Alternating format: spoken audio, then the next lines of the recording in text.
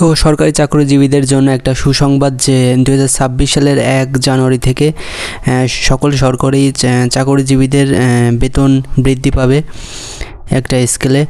তো সরকারি চাকরিজীবীদের জন্য নতুন পে স্কেল 2026 সালের 1 জানুয়ারি থেকে কার্যকর হওয়ার কথা রয়েছে। অন্তর্বর্তী সরকার ইতিমধ্যে নতুন জাতীয় বেতন কাঠামো প্রণয়নের উদ্যোগ নিয়েছে এবং এটি বাস্তবায়নে জাতীয় পে কমিশন কাজ করছে। মূল তথ্য: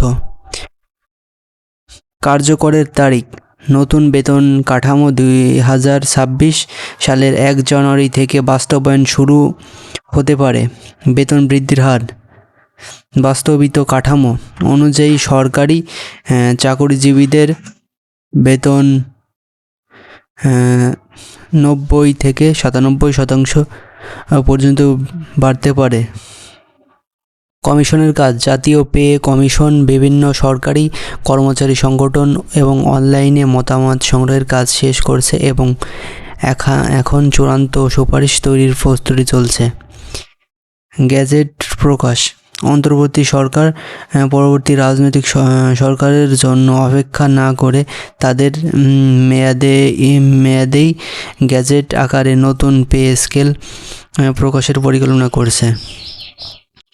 আর্থিক প্রভাব: নতুন পে স্কেল বাস্তবায়নে সরকারের উল্লেখযোগ্য বাড়তি ব্যয় হবে, তবে একই সাথে সরকারি কর্মচারীদের আয় বাড়ায় রাজস্ব আদায়ও বাড়বে বলে অর্থ বিভাগ মনে করছে।